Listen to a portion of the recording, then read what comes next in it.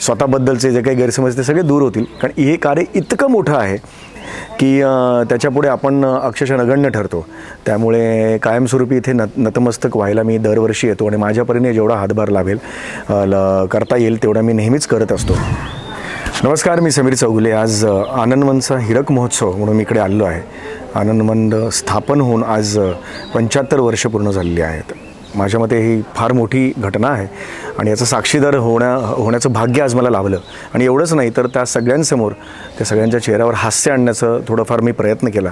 एक प्रहसन मी ईशा वडनेरकर आणि मानधर मांडवकर यांनी सादर केलं आणि त्यांच्या चेहऱ्यावर आनंद आणला. ही खूप भाग्याची गोष्ट आहे आमच्या सगळ्यांसाठीच.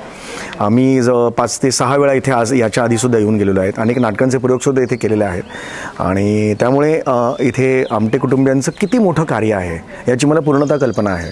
आणि मी दरवेळेला सगळ्यांना सांगत असतो की आपण ज्या वेळेला आपल्याला असं वाटतं की आपण खूप काही मोठं कार्य करतो आहे आणि खूप काही मोठं काम करतो आहे, त्यावेळेला फक्त आनंदवनला येऊन जा. तुमचे सगळे तुमच्या मनातले किंतु परंतु स्वतःबद्दलचे जे काही गैरसमज ते सगळे दूर होतील, कारण हे कार्य इतकं मोठं आहे की त्याच्यापुढे आपण अक्षरशः नगण्य ठरतो. त्यामुळे कायमस्वरूपी इथे नतमस्तक व्हायला मी दरवर्षी येतो आणि माझ्या परीने जेवढा हातभार लाभेल करता येईल तेवढा मी नेहमीच करत असतो. त्यामुळे आनंदवनच्या पूर्ण तुमच्या माध्यमातून मी सगळ्यांना ही विनंती करतो की आनंदवनच्या या कार्याला भरघोस साथ द्या. खारीचा वाटा उचला. फुल न फुलाची पाकळी प्रत्येकाने जर उचलली तर आनंदवन खूप चांगल्या रीतीने यांचं कार्य आजपर्यंत जसं करत आले 75 वर्ष त्याचं पुढे सुद्धा करेल. आणि मी पुन्हा एकदा आभार मानतो आमटे कुटुंबियांचे की त्यांनी मला ही संधी दिली. धन्यवाद.